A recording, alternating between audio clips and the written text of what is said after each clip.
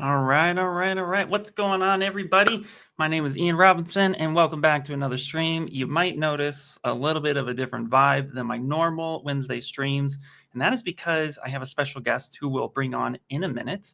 But just quickly wanted to say hi and let you know that we're actually going to do something really fun and different today. Today, we're going to be talking about using game assets, and more specifically with our special guest, we're going to be using some of their assets to help finish our project. So this is going to be super cool. I see everybody in the chat. What's happening? Feel free to ask questions and all that good jazz, like this one. How you guys doing today? I'm doing great, doing fantastic. So without further ado, what I'm going to do is just bring on our special guest. So let's meet Mr. Jordan Henry. Jordan, how you doing, guys? buddy? Good to see you, Ian. Great to see you too. So Jordan, please tell us a little bit about yourself. What do you do? Absolutely. So my name is Jordan Henry. I'm the co-founder and COO at MetaTailor. And if you guys have not heard about MetaTailor yet, MetaTailor is the real-time platform that allows you to take any clothing, any avatar, and send it to any engine without ever manually painting a skin weight or having to do manual retargeting. It all works directly in whatever environment you're going to. Heck yeah. No, dude, that sounds super cool. And thankfully too, so Jordan and I actually met over at GDC earlier in the year, and we got talking and thought it'd be really fun to not only do a project together, but also showcase the project because, again, I specialize in 3D printing, and a lot of my work, as you guys know, actually gets done via statue work. And for those of you who may not know, I have a toy background. I used to work at Funko and stuff. So these are like, how do I get the job done quickly is always beneficial. And of course, you want the quality to never be sacrificed. So these are things that we were thinking about, and that's where we came in.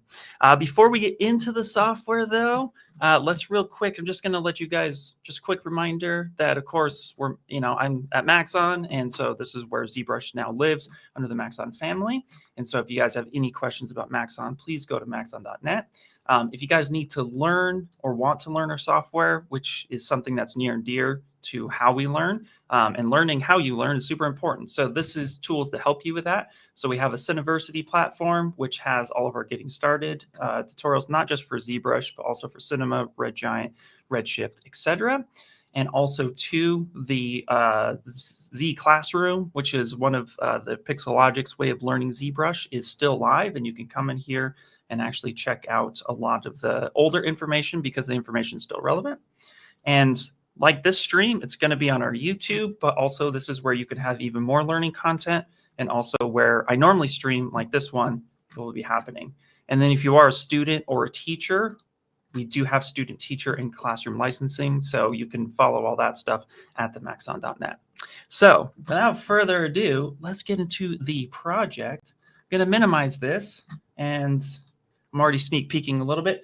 This is the overall project that was done. So this is our little salamander character. I came up with him about, like 2-3 years ago now for another project, which will be relaunching this project over at SIGGRAPH of this year, which is where Jordan and I are going to be. And so with this project, we wanted to first see, what kind of tools we can use in our Maxon suite to help make a video game or a video game level. And this character was created for that. And then we repurposed this character to actually make a statue.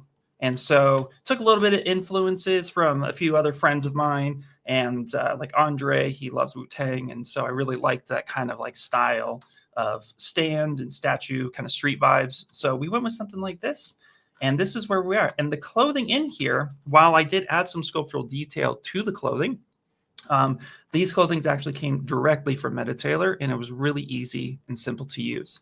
And so how did we get there? That's really the key question, right? Well, we first have to start with a base mesh.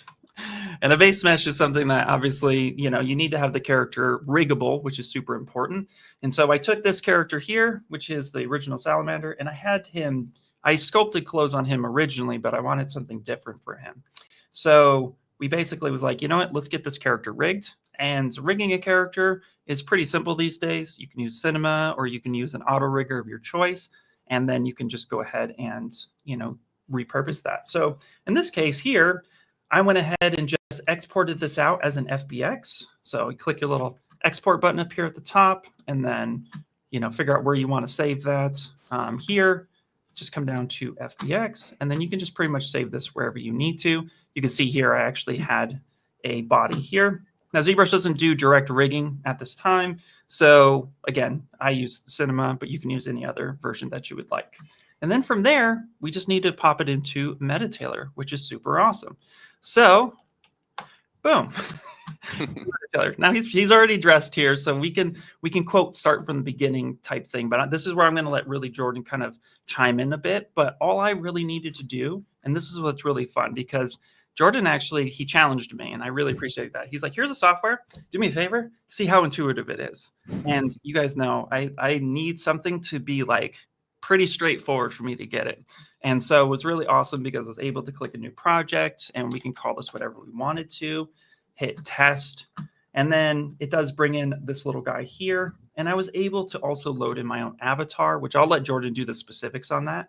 But I just wanted to first play with it, and they have a marketplace, which is fun. So I was able to come in and take a look at their marketplace and see what things were available and, you know, what I could download, what I could use, et cetera, et cetera. And so from here, I was able to just like quickly apply something. Now, of course, I'm using a different base mesh right now. This is one that is actually with MetaTailor. But you could see it's like, it was just really simple to just come in and just like navigate, move around and see that space, and then come on, and then boom, the clothes get positioned. So this is what's really fun about it. So long story short, I did the import, and then here, let me just not save this project real quick. I did the import, and let me share my character real fast. And once I browsed around for about 5 minutes, I was able to find the sweater I wanted to use, some pants I wanted to use, some shoes, which is always kind of cool if you guys need shoes. And then even a backpack, which I'll get into in a little bit. But yeah, this was super fun. It was just easy to just be like, oh, I want this, I don't want this type thing. But this is where I'm going to go ahead and hand it over to Jordan, because I want him to go over the specifics of this. So Jordan, I'm going to pass it to you, buddy. Awesome. Appreciate that, Ian. All right, so let me, bam, there you go. And look at that, the same character on screen. Love it. So what's really cool about this, guys, and I'll give you kind of a high-level overview of what MetaTailor offers, all the kind of nuanced things you can do inside of MetaTailor. And really, our goal with MetaTailor was to give you the ability to rapidly produce avatars dressed in different clothing and then just deploy them. Not sit and paint skin weights for a week, just get one character and then decide, oops, maybe I want to switch avatars or switch clothing. And you have to do that work over again. So the whole purpose of MetaTailor is any clothing, any character, any engine. Now, as you can see here, Ian went ahead and just shared this project file with me that he's been working on. And all the work that he did to get this clothing how he wanted it, dress this character, he just sent over the project file. I was able to load it up, and all the layering is saved. All the data is there. And it doesn't, you don't have to send over multiple FBXs or OBJs or anything like that. It's just one nice file and loads up all the content layered how Ian left it. So starting off here, we'll start with that the dynamic layering system. So you can see on the left side of the screen, you have the way your outfit is assembled. And I could simply just say, you know what? I actually want to tuck the jacket into the pants. And just like that, it'll in real time do that layering to then adjust how you want it as an artist. Now, another thing you can do is you might say, you know, I love the pants, I love the shoes, but let's switch the jacket out for something else. So we can go over to our marketplace tab. And then I'll just go to maybe some clothing, and we'll find something completely random here. Now, what's really, yeah, right. You have your closet here, your digital closet. What's really cool about this is, like Ian was saying, no, you don't have to pre-fit any of this clothing to fit the avatar that you want to use. All of it, once it's in MetaTailor, you can mix, match, and exchange any content however you want it to sit on a character, even if you switch characters in the future. So I'm just going to click a random jacket here. Start with this one. You'll see it'll download it up. Then I apply that to my character. And just like that, it's sitting outside of that jacket. Maybe I want to layer it underneath. You won't be able to see it anymore because it's a hoodie, but if I actually take the hoodie off, see that jacket now sits there. Maybe I want to throw a shirt on underneath, so we'll quickly do that. Find something cool here. Let's see.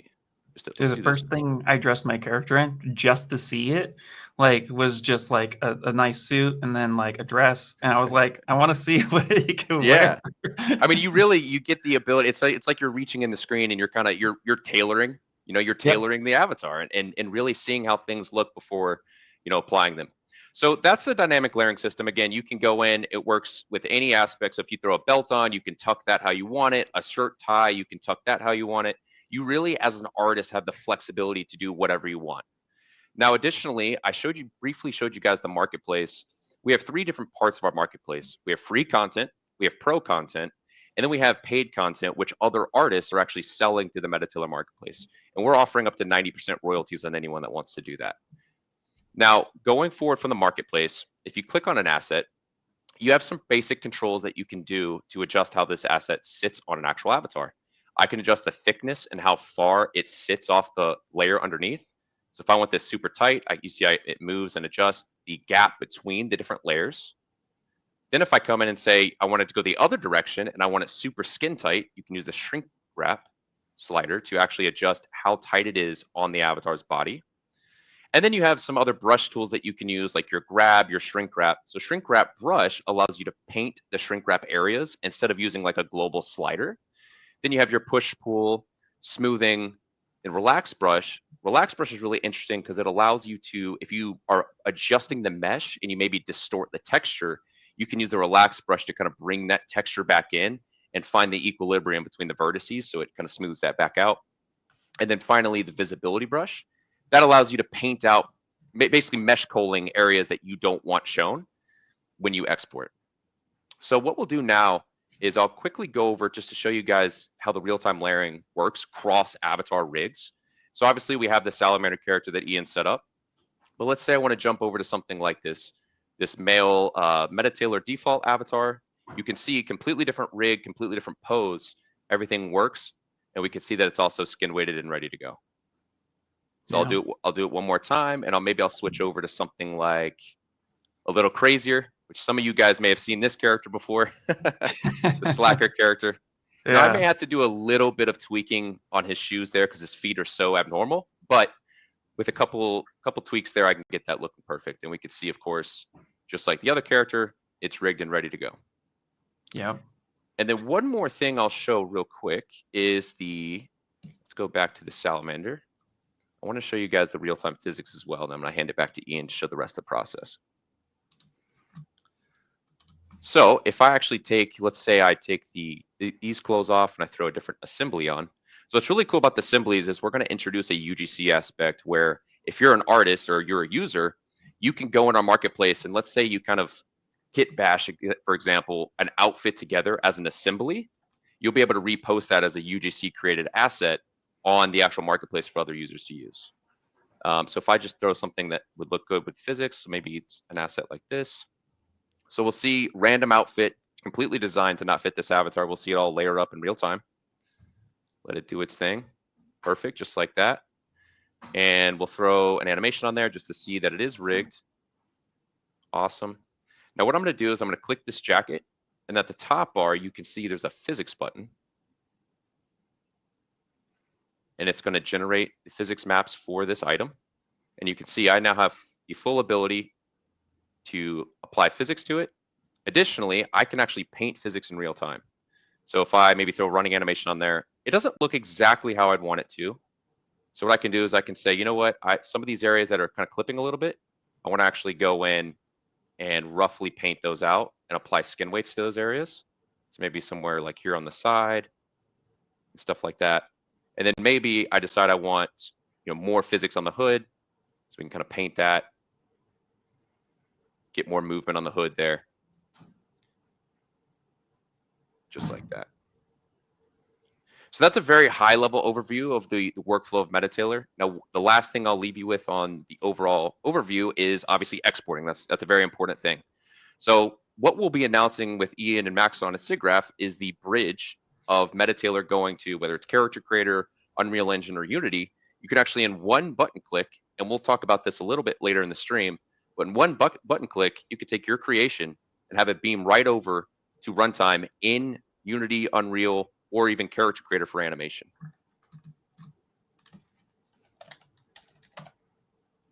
So Ian, I'll hand it back to you and to show the rest of the pipeline, and we'll come back to the plugin stuff. All right, sounds awesome. Let's go ahead. Bam. All right, so thank you, Jordan. Yeah, like Jordan was saying too, once you get your thing, your scene all set up, it's really coming down here and doing an export, which is literally what I did. Now, the fun part here is I'm going to show you guys some workflows, because obviously this is really good for real-time rendering, game assets, maybe some animation projects you guys might have. But in the case of like ZBrush specifically, what if you're a toy sculptor or a statue sculptor, or you just need to bring it in and use it for ZBrush, and you want to do more with it on a sculptural asset? So once you go ahead and do your exporting, like I've already done, we can go ahead and import, your scene. And it's really just simple as coming up here to import, and then clicking whatever you named your FBX and opening that up. I already did that, so we don't need to do that. But you can see here that we have, sorry, wrong file. It's actually this guy. There we go. So this is how this will come in. And you can see here that this is the mesh straight from MetaTailor as we throw it in here. Now, these, obviously they had textures, which means they have UVs and stuff like that. Now, depending on how the sweater was built, let's just isolate the sweater for a second by hitting solo. You can see here that it's all single-sided geometry. And some of the things that I noticed was that, inside of MetaTailor, my character is very abnormal. There's not a walking on two-legged salamander that I've met in my life. There could be. But in this case here, because I was setting up this character to be rigged, I had the ears kind of, or the little horn tentacle thing, antennas, whatever they call them. My anatomy's terrible today. I'm so sorry. But they were popping out of left field, right? And so this actually caused a little bit of clipping on the mesh, which is totally normal and to be expected. So in this case here, I noticed that, the mesh is still there, which is awesome, which means I can go ahead and smooth it. But we notice a little bit of holes that are happening. And that's okay. That's because with game-ready assets, typically you don't need things welded together. But in this case, we're going to need things welded together. So if I were to hit D on the keyboard for dynamic subdiv, this is something I want to show you guys because it might come off like it's a bug, but it's not. If I hit D, you could see here that I'm actually getting some points that are like causing these quote holes, right?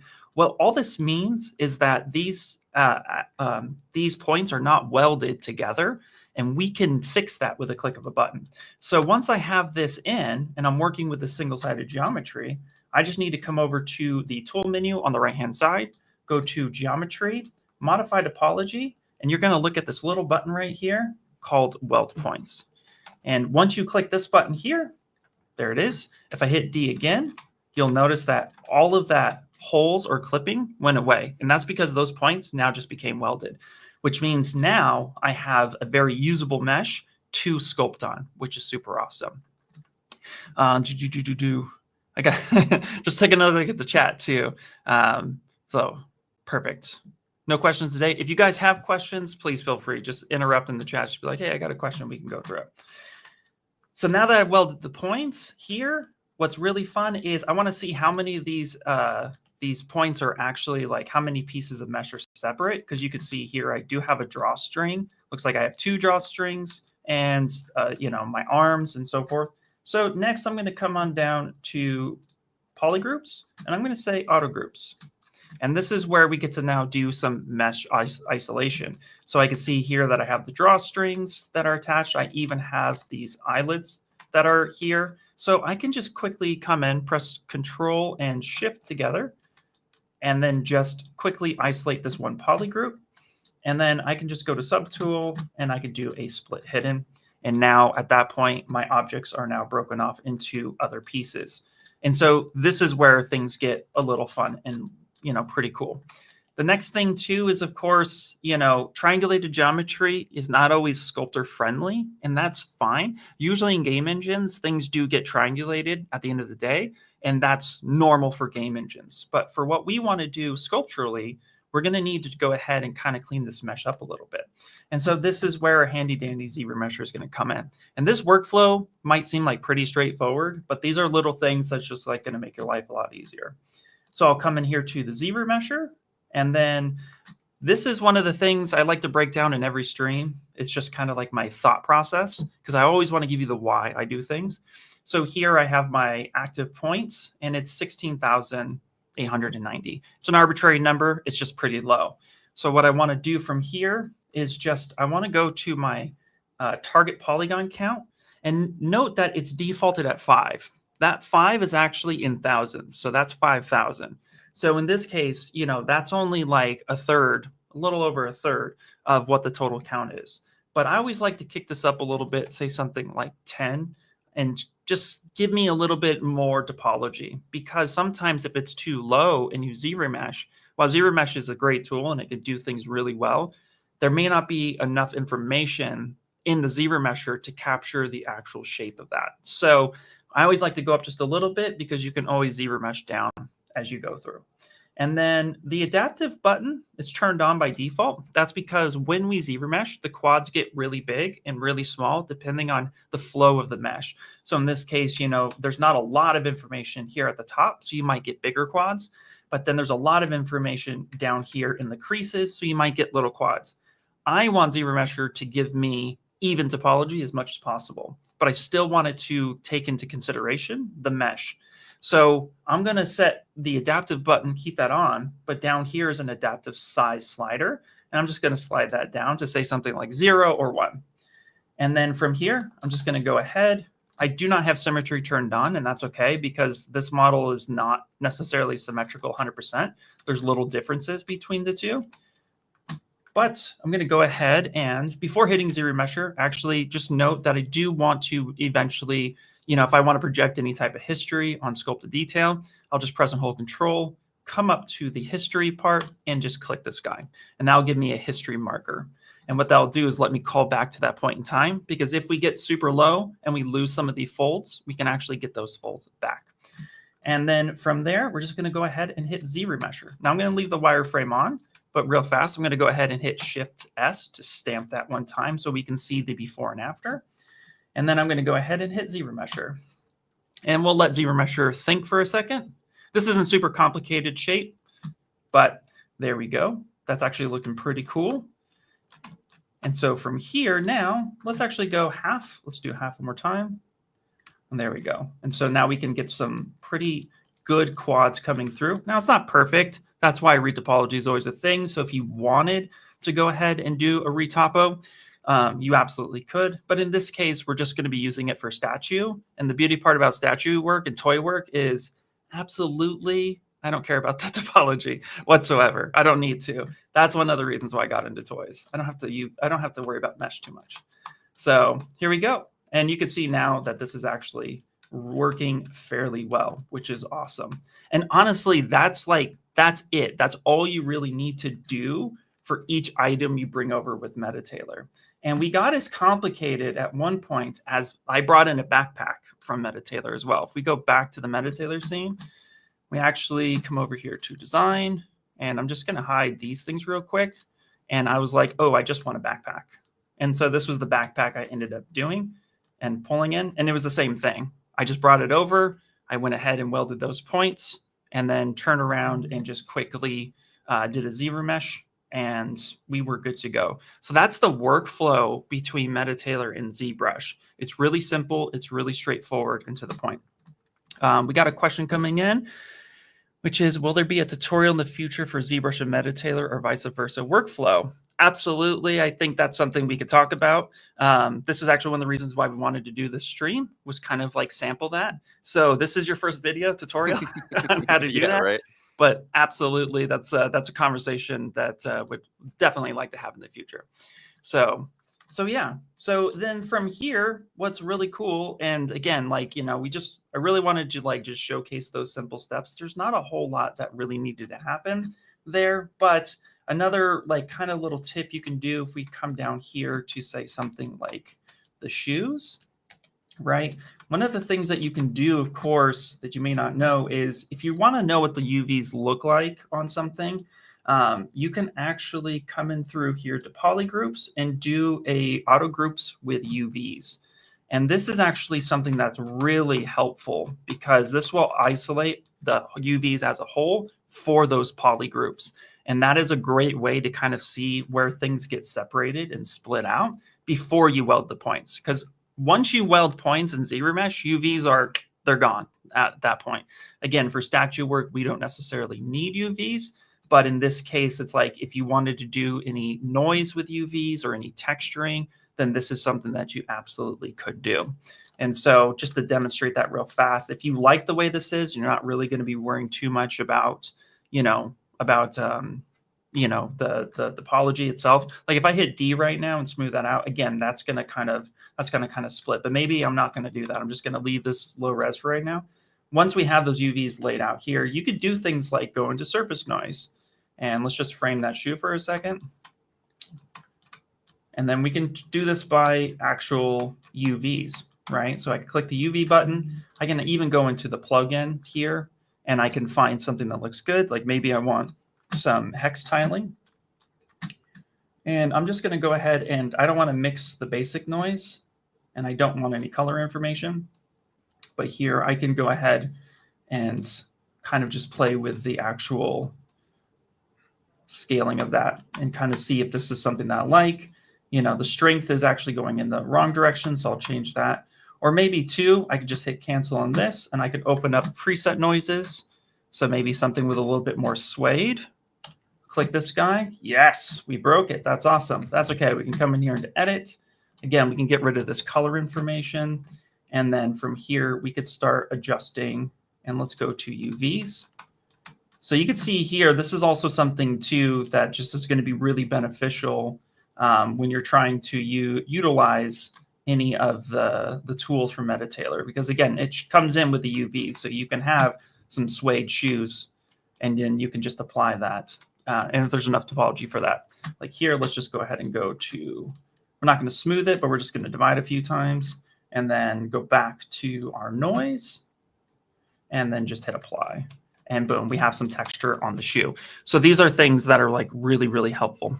If you have a question, please go ahead and just put it in the chat, and then we'll answer questions as we go. Cool. While we wait for said question, then let me just go ahead and showcase some of the other things I've done. So let's go back in here to, let's just go to the main project real quick. So this was the ultimate, the goal that we went with it.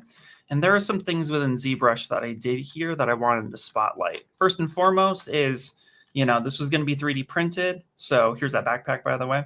So I actually used the noise information, to get in some of this nice texture. I brought in a different alpha, and I even have some stitch brush. And this stitch brush ships with ZBrush. So if you go B for brush and S, then right down here is our stitch basic noise. And so what this really allows me to do, now this mesh here is decimated, so it's not going to give me the best information. So that's where Sculptress comes into play. So if I were to turn on Sculptress and start drawing, you can see here that I just went in and just added some stitching to bring it to life a little bit more and give it just a little bit of TLC. I'm working with a mouse right now because I'm crazy, but you'll just come in, just with your nice pen, and then you can just get some really cool stuff.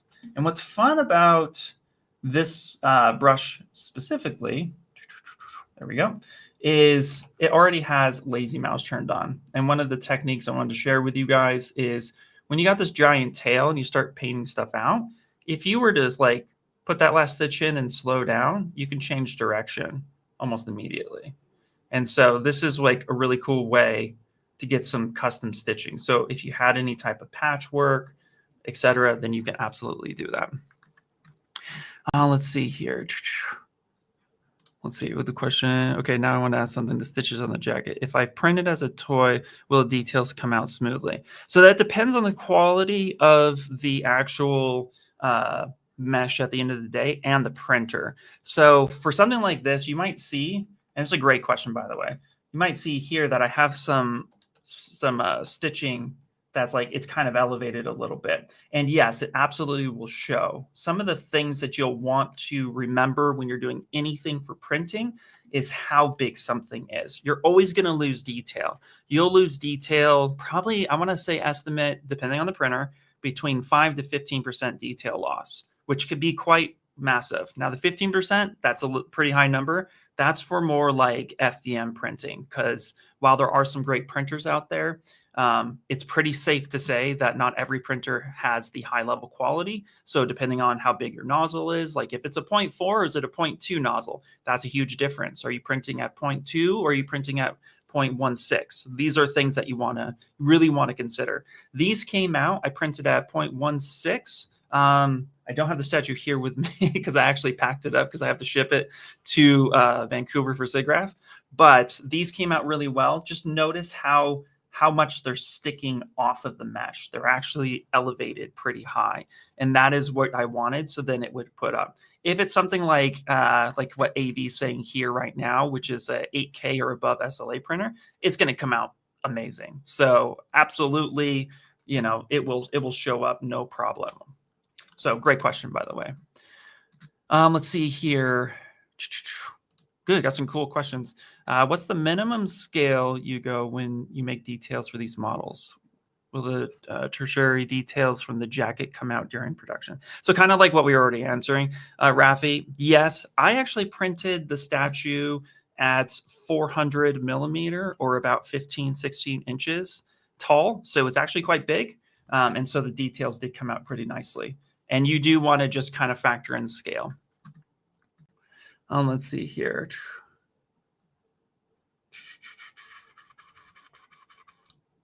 Okay, so for a long time, have you been seeing opaque, desaturated, natural colors over in video games, movies, TV shows?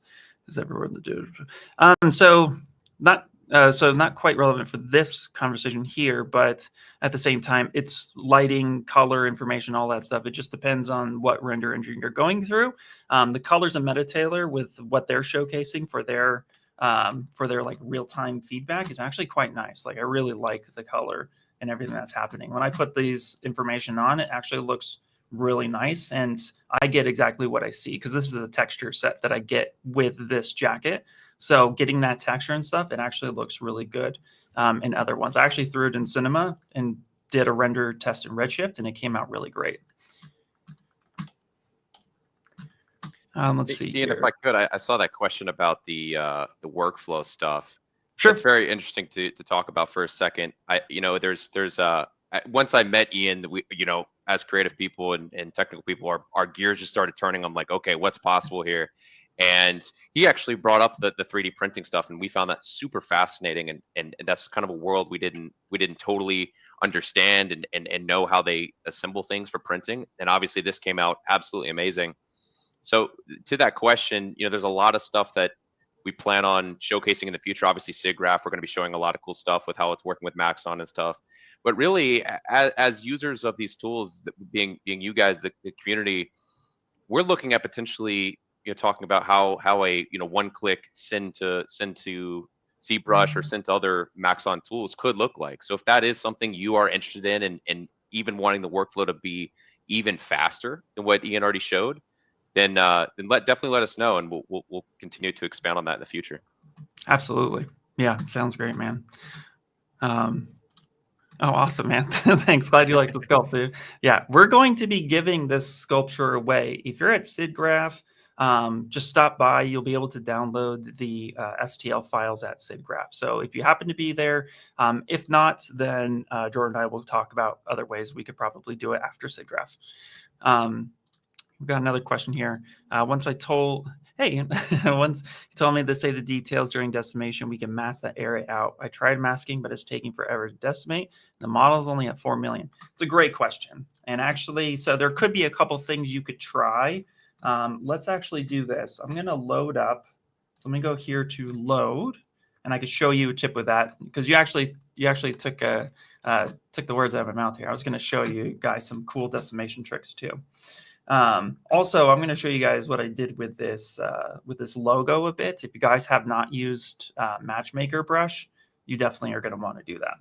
Okay, so here we just have this head here. It's already keyed, and you can see here it's pretty dense. It's about 1 million. So let me do me a favor, and I'm just going to divide one time and delete lower just to get it closer to the 4 million, like what the question is right now.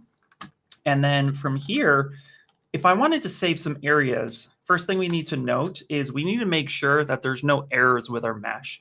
Decimation is going to try to take a look at the mesh as a whole, and then it's going to try to reduce it while keeping the detail. But what if I have a little particle floating off into the distance that I wasn't aware of? That can happen a lot. So the first way to solve if your mesh is going to be good for decimation before running it through is to actually go to PolyGroups and go to AutoGroups. If you hit AutoGroups, and then if I were to click and hold the Shift and Control button, click one time and then swipe, and if it flips, and it may not look like there's anything there, you could have had some little particles that were floating. The second way, which is usually the best fix for everything after you do the AutoGroups, is go down to Geometry, Mesh Integrity, and check the mesh detail. If there's errors, either collided like flip normals, collided topology, or little random specks of things floating in the ether, this will catch it. And then if it does, you just click fix mesh, and that should solve that problem. If Decimation Master is still hanging up after that, which it shouldn't at that point, you might have a hole somewhere. And if you have a hole somewhere, it's gonna error out sometimes. So that's the other thing. So you could go to your modify topology and go to close holes, and that should also solve it. So those are the 3 pain points that usually trips Decimation Master up pretty well. Sometimes ZRemesher too. So those are some good ways to check that. And then from there, yeah, go into Z plugin. Let's just go ahead and dock this on the right-hand side. And then let's go to Decimation Master. So let's say I really want to protect his teeth and his eyes. So I'm going to go ahead and just mask out this area here.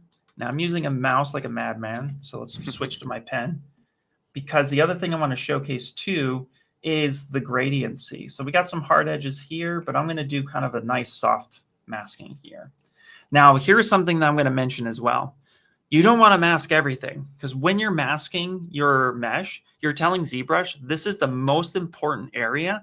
Everything else, I don't care about. So if it's 90% masked off or even 50% masked off, that's too much. Then you're going to get a really big difference, because it's going to, let's say you're taking 4 million and you're kicking it down to only like 50,000 points. That's a lot. That it has to go somewhere. And so it's going to bunch up a lot of points into a small masked off area, and everything else is going to ignore. And I can show an extreme example of that. But here I have a hard mesh mask and I have a soft. So then from there, what I like to do is I actually like to come to my custom points here, and I like to start something up in the 4 millions as high as the 1,000. Because what this is actually, that's equivalent to about 1 million. Because again, you're just saying that total point. So 1,000 points, that's 1 million. Sounds confusing, I know, but there, just trust me. Slide the sucker all the way up and then hit custom. And then what we're going to look at is what it looks like when it processes. Now, if you just come in here and hit custom, notice I didn't hit pre-process, or, I didn't hit pre-process current or pre-process all. I rarely hit pre-process all, because usually, depending on if you got 100 subtools, that's going to take forever. So one at a time is going to be your best friend. So once you go ahead and click that guy, then from there, just let it think. And then I'll show you what that looks like. And then we'll push it down. I always start higher than you think, and then I work my way down to prevent any errors from happening, which sometimes it's unavoidable. All right, so it's taking a second because it is quite large. I'll take a sip of water, I would think. And I'm also looking at the chat too. While that's happening, how could you get here's a great question. How could you get the details and sculpts back in the MetaTailor? Would you bake a normal? So if you wanted to get sculptural information into MetaTailor, it will need, and Jordan, you can stop me at any point if I get this information wrong. Sure.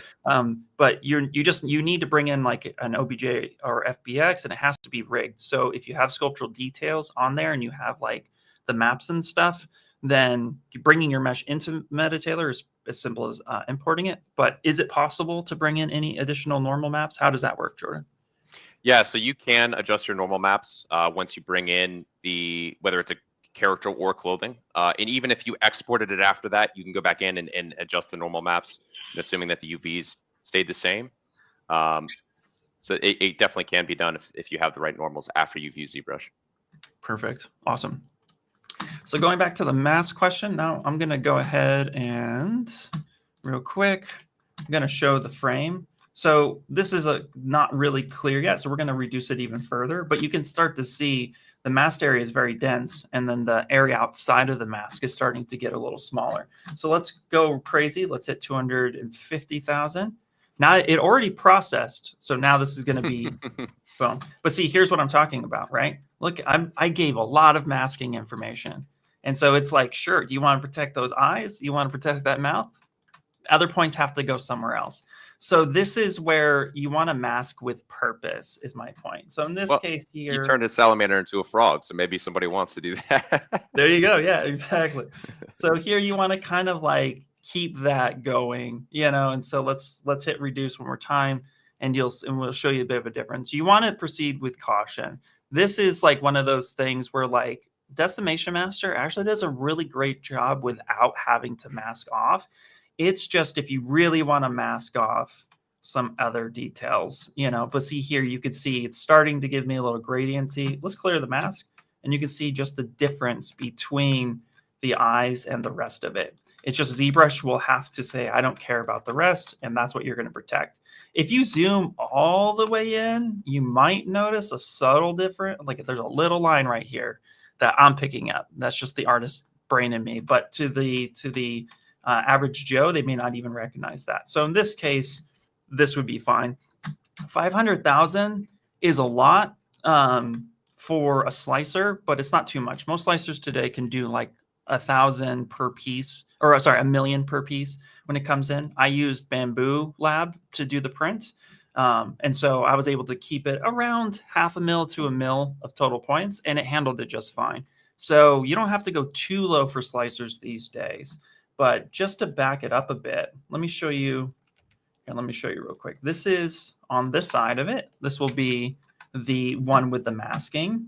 And now I'm going to go ahead and back this up before we masked off. There we go. Perfect. And now I'm just going to go ahead and I'm going to say 500. And we'll see if we can, quote, see a difference. But that's how you would do that. You want to make sure that you're protecting the area only that you absolutely need to. And that's really for like super fine, crisp details. He's pretty stylized, but you'll see here that it's gonna keep the details fairly well. And needing to reduce that low isn't necessarily, it's not always needed. It's just a case-by-case basis. But hopefully that answered that question. Oh, we have a question for you while this goes through, Jordan. Is there a beta tester for MetaTailor? Great question. So MetaTailor right now is actually completely live. You can go to the website and download that. We have a free version and a pro version.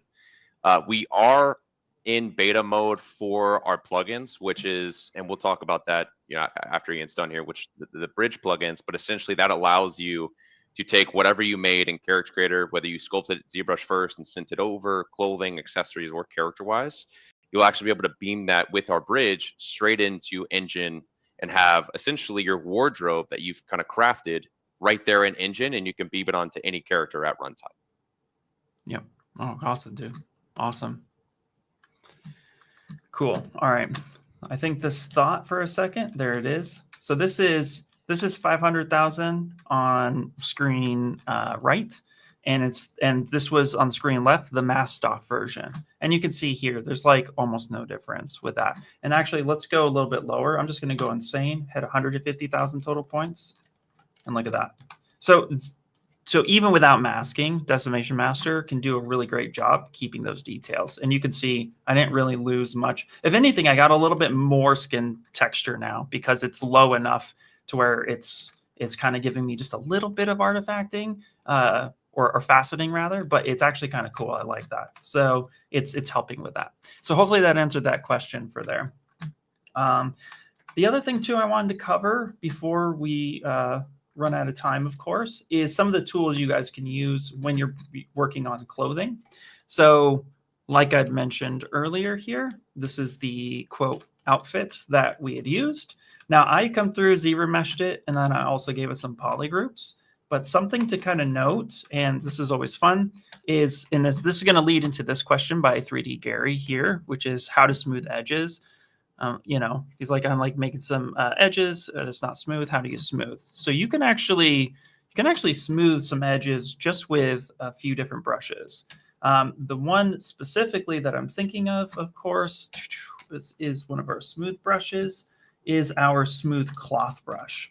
So the smooth cloth brush actually is one of the few brushes that can smooth an edge. Let's turn off sculptures for a second. So if I start smoothing, it's one of the brushes that can smooth an edge. And so here you can see I'm actually smoothing that. If you, of course, you know, if that's too drastic of it, you can always reduce, obviously, the intensity of stuff like that. But you can also, too, and this is something I do a lot, little trick to get edges a little straighter, is go use ZModeler and hover over an edge. And we're going to go ahead and say we want to mask, if I can find it. There it is. It's right in my face. And complete edge loop. So I can mask off this edge loop, Control tap to invert that edge loop. And then from here, right, I can actually position my gizmo so it's maybe facing a little bit nicer. And then I could just use the scale a bit to adjust that. Even do control and scale together to give me a straighter edge, which will help kind of clean that up just a bit. So if it's too wonky, like that was a little, you know, it was a little wobbly here, but just by doing this, control, boom, kind of re-cleans that edge up, giving you a much straighter edge and easy to use. But yeah, so just the cloth brush will actually, cloth smooth brush will help you smooth those edges down. So that's B for brush, S, and then looks like B for smooth cloth brush. And you just say okay, because you just need to hold shift to smooth that down. Now, one of the other things too that I did was I wanted some more natural wrinkles. One of the things that's really cool about the way this sweater came in was there's already some nice, what I call memory folds, areas in which the folds themselves naturally lay on top of the body. But let's say I wanted to bend the arm for a second. So if we open up the brush and go to Transpose, we have a Transpose cloth brush, okay? And this whole thing is geared off of the dynamic system. So if I were to pin the dynamic system for a second, the dynamic system allows us to manipulate the clothing and kind of give us some natural collision. So I could turn up the collision here. We'll turn off gravity for a second. And here, I don't need to run the simulation. All I need to do is kind of just position this. Here, let's just hold Alt and drag this here. And this area, this like this. Now I'm going to mask off a spot. So let's go ahead and get the mask lasso. Just going to mask off this area, maybe where I want the fold to be. You can soften it a bit if you would like, just by control tapping. And now from here, I'm going to go ahead, and if I start to bend this, right, now I'm going to get some natural folds. And if I actually, you know, scale it up a little bit, maybe hit control and inflate, right, that's going to give me something that's looking really nice. And if I were to smooth this down, maybe smooth that up a little bit, maybe come in here, you could see now that I'm actually getting some nice natural folds. And this also works with twisting as well. So this is a way to get some natural folds in, and then you can start sculpting the rest of the way. And so this is how I ended up kind of posing the character. I went ahead and just like isolated just a sweater and then just kind of like posed it around the character as I saw fit, just to give me some of those natural wrinkles, which is really cool.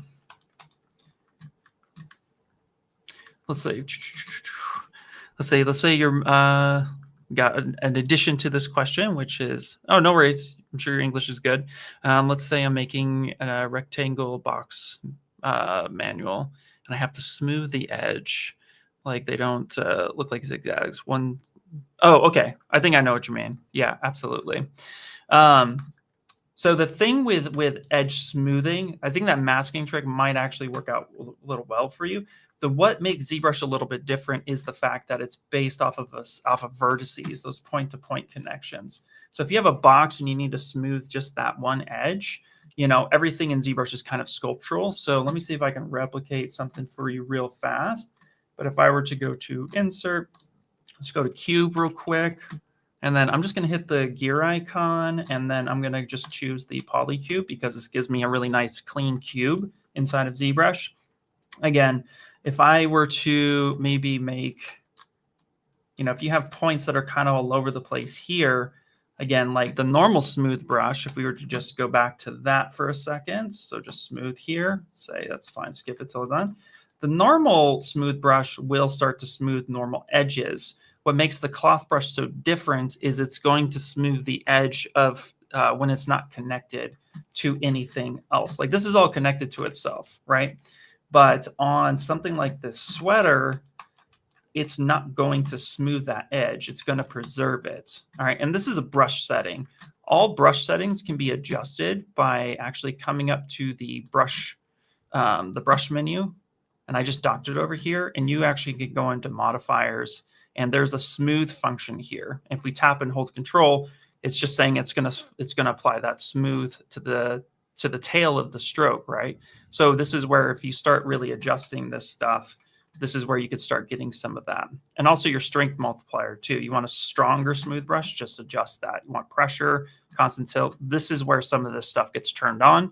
And this is where you could play with a lot of that. So it's just really adjusting the brush as see fit. Because the cloth brush already smooths that edge, that is the kind of difference between the two, which I keep picking the wrong one. I keep going to cloth brush, but it's actually under smooth. And then this is the brush again. If I were to go to my brush modifiers and stuff, you can see that, oh, the strength multiplier is much different than on the regular one. And so this will actually, boom, smooth all that down. But in the case of what you were showcasing, I personally would have to see exactly where you want to move. But if you wanted to get points kind of cleaned up a little bit, again, that masking function might be really cool. And sometimes it's just actually coming in and just moving it as you need it to. I know it's not always the right way to do it, I guess. I don't know. I'm very traditional with sculpting sometimes. So, but hopefully that helps with that. Let's see. We only have a few more minutes here, but we have another question. In MetaTailor, is there a difference between cloth functionality per material? Yeah, that's a great question. And Ian, I can actually show some stuff kind of as we're closing out here now that you've showed the workflow on that question and some other things as well. Sure, absolutely. Yeah, let me know when you want to pop over. Yeah, so I've got that open now. All right, cool. There you go. So one thing we get asked a lot is if you have, like, let's say an armor vest or some kind of metal on top of cloth, and how does MetaTailor, when it comes to maybe physics or doing dynamic stuff to the outfits, how does that actually adjust? And what I'll do is I'll show you guys really quick. So you can see here, there's a holster on the character here. And typically a holster, obviously would be more stiff, and then the cloth around it or the straps around it would maybe move a little bit more than the actual polymer holster. So you can see it's stretching a little bit just because it's skin weighted. But what you can actually do, and this is coming out in the next version of MetaTailor, is you'll actually be able to paint rigidity as the character is in real time. So we'll go over here and we'll just start painting on different areas of rigidity. And that allows you to keep that area, so that surface, stiff while everything else around it stays kind of cloth-like or moves around. Whether you're applying physics to it or you just want to adjust kind of how the skin weights are actually assigned to the character itself. So once you go in and paint those areas that are stiff with different material, you'll actually get a much better result there. So you can see that holster now stays perfectly straight, stiff, and doesn't bend with the actual skin weights applied to the rest of the outfit there. Yeah, dude, that's so cool, actually. And as we're closing out here, one thing I'll also show you guys is so when you talk about bringing in different materials or even different aspects of an outfit. So as we talked about at the beginning of the stream, MetaTailor works with any avatar, any rig, any engine, and it allows you to be able to really mix and match absolutely any piece of content you want on any avatar. Now, what you're seeing here, this actually allows you, let's say you have a fully dressed avatar and all the clothing items are separate mesh groups. This actually allows you to modulate out all of those aspects of the outfit in one click.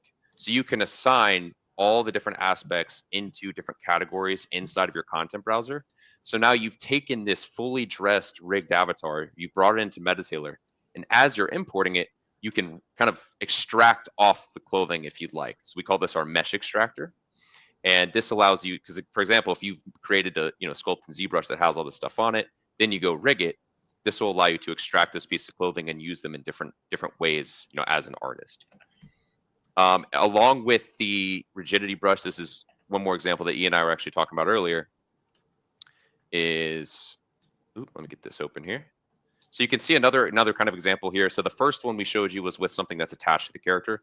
This is something that is more accessory focused. You see that axe on the back there.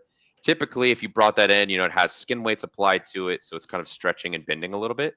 But once you apply the rigidity to it, you can see it stays animated and it stays stiff, just like that. And then the final thing I'll show you guys too, because I did see a question about this earlier, is, let's bring this one up here. And I'll skim through this one real quick. And for you guys that are going to SIGGRAPH, we'll be demoing this out there as well. But essentially, MetaTailor right now, you can import anything you want. And then the idea is you can have an FBX, or you can just beam that over to any other environment with our bridge. And we have 3 bridges right now, 1 that's live and 2 that are coming. One of them is to Character Creator. So you can have your character, bring it in, and then just immediately beam that over to Character Creator. And it's fully rigged, ready to go. We also have Unity coming. So this will allow you to have all of the outfits that you've created in MetaTailor. You can have them live inside of your project, inside of the game engine, and then assign characters in engine that you want the clothing to be attached to. So if you have a crowd, for example, you can actually beam that straight over to the characters right there in the game, and you can see at runtime, it applies it to the character. And then same thing for Unreal Engine.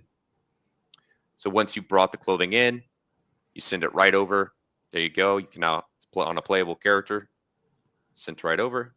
Now, to see what that wardrobe looks like, so if you look at the bottom here, you'll see that there is the dynamic wardrobe that's actually, or dynamic content library that's actually in your project. And this is what I was talking about earlier. Same thing with Unity, where you can actually have that content that lives in your project and then be able to assign that to a character anytime you like. So again, if you, because I saw a question about this, if you guys have, you want to check out the free version, or just see how it works for your own custom avatars, because as Ian just showed you guys, you can import your own custom avatars and do whatever you'd like to them. So if you guys have, I think there was a link in chat, you guys can check that out and try out the free version as well. And Yeah, really looking forward to seeing any of you guys that are going to be at SIGGRAPH as well. Absolutely. Here, I'll drop a couple more links again, just to. You also, too, you had a Discord as well that I'd like to share, so I'm going to post that right now as well. So if anybody would like to hop in and have a conversation with you and the guys, there you go. So yeah, and we typically, when we do live streams in Discord or something like that, we'll show the stuff that is behind the scenes. We will, you guys get a first look at anything coming new. So like what you guys just saw with the rigidity brush, no one's seen that yet. So you guys were the first. Awesome. Well, I feel honored, man. That's awesome. Yeah. Cool. Well, first off, I don't know why I said first off. We're right at the end first. Dude, thank you so much, Jordan, for being here. Absolutely, it's super awesome to have you. And thank you for everybody who showed up. Yes, there will be a VOD on this.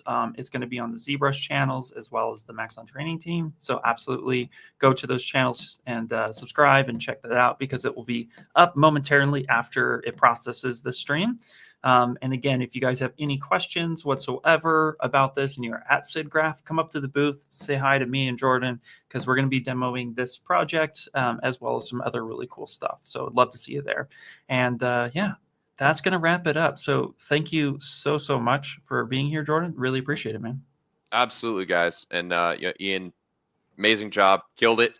Thanks, man. And like Ian said, guys, that project that he did from ZBrush-MetaTailor and to printing will be available.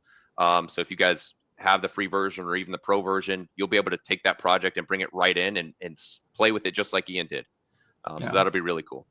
Cool. Awesome. All right, guys. Well, take it easy. Enjoy the rest of your day, and we'll catch you next time. So have fun. See you guys. All right.